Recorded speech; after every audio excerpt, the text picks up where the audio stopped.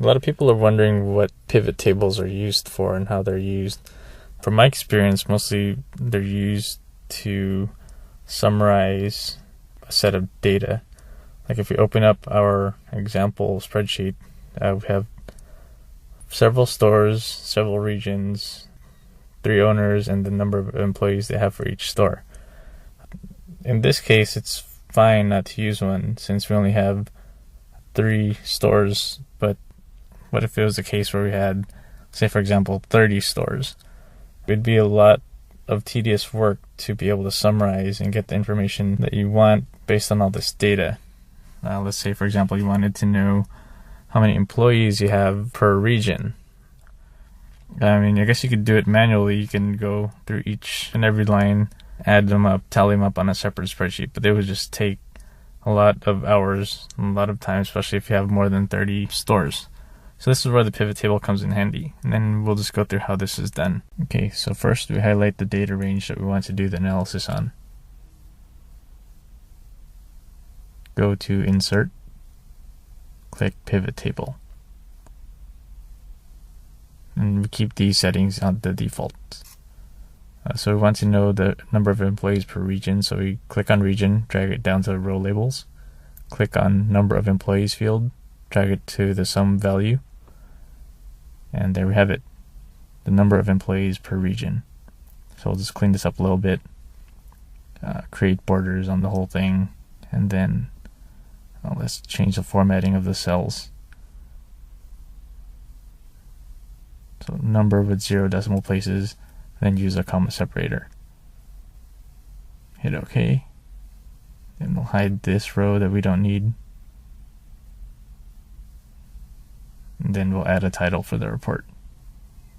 So number of employees by region.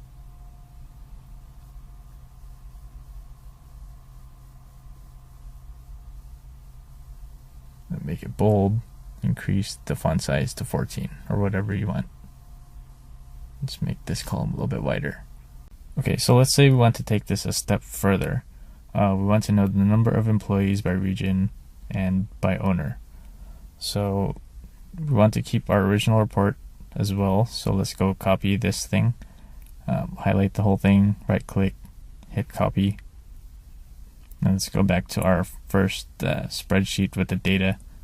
Right click, paste first, so you have all the formatting, and right click again, paste special, this time paste it as values. Hit OK, and change the column width. And we go back to our sheet 2 with the pivot table data. Then click anywhere in the pivot table, and then we just drag the owner down to the row labels. That'll give you summary of region by owner, and then they'll give you the number of employees. Let's just change the title here.